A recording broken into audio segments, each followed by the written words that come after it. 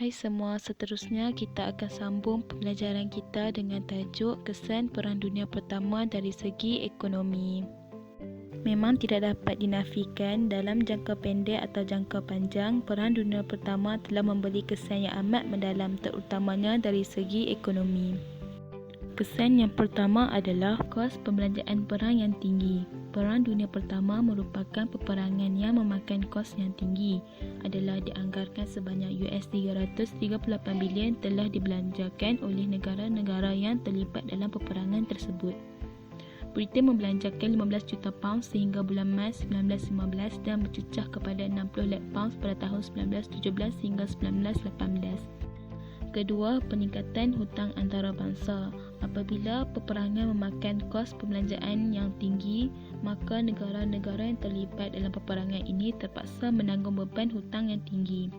Beban hutang yang ditanggung oleh negara-negara adalah Britain 74,350 juta pounds, Perancis 1,474,720 juta pounds dan Jerman 1,606,000 juta pounds. Selepas tamat perang, beban hutang yang ditanggung oleh Perancis adalah tinggi. Ini menyebabkan wakil Perancis dalam perjanjian Versailles menuntut ganti rugi daripada Jerman.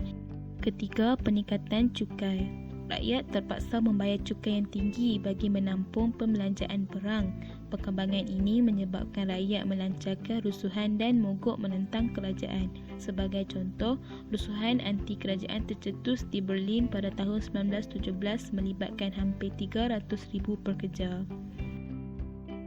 Keempat, peningkatan harga barangan. Perang Dunia Pertama menyebabkan harga barangan meningkat dan tercetus inflasi. Inflasi ini merupakan suatu kenaikan dalam tingkat harga umum barang dan perkhidmatan dalam sesebuah ekonomi dari semasa ke semasa. Selain itu, berlaku masalah kebuluran dan kekurangan bekalan makanan yang serius. Kekurangan bekalan makanan menyebabkan kerajaan Jerman mengenakan catuan bagi makanan seperti roti, kentang, susu dan daging. Kerajaan juga telah mengambil langkah bagi mengawal harga barangan. Kesan Perang Dunia Pertama dari segi ekonomi yang terakhir adalah pasaran dunia. Pasaran dunia mula dikuasai oleh Amerika Syarikat dan Jepun.